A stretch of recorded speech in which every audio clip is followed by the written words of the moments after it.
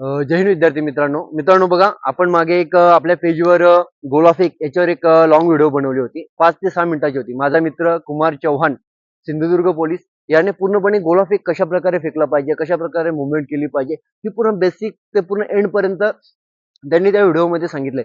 गोला कसं पकडलं पाहिजे, गोल्याला कशी हाईट दिली पाहिजे, ही संपूर्ण माहिती त्या व्हिडिओमध्ये दिलेली आहे. जर तुम्ही काय बघितली नसेल तर मी डिस्क्रिप्शन मध्ये लिंक देणार आहे, तुम्ही बघा, तुम्हाला त्याचा 100% फायदा होणार आहे.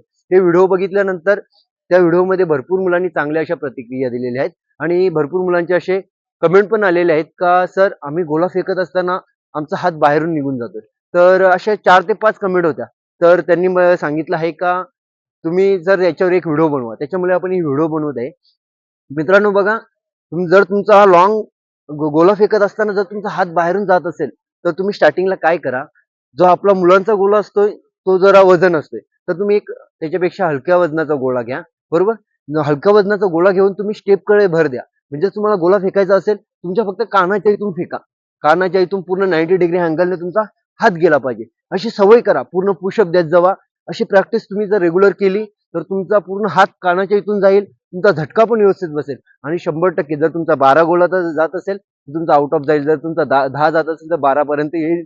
असा तुमचा सावकाशपणे गोळा वाढेल. हीच तुम्ही जर ट्रिक फॉलो केली तर 100% तुमचा गोळा वाढणार आहे. अशा ट्रिकसाठी आपल्या चॅनलला जॉईन राहा. अजून जर तुम्हाला काही प्रॉब्लेम असेल कमेंट बॉक्समध्ये कमेंट करा. भरती जवळच आली आहे. मस्तपैकी ग्राउंड करा. सर्वांना बेस्ट ऑफ लक. जय हिंद, जय महाराष्ट्र.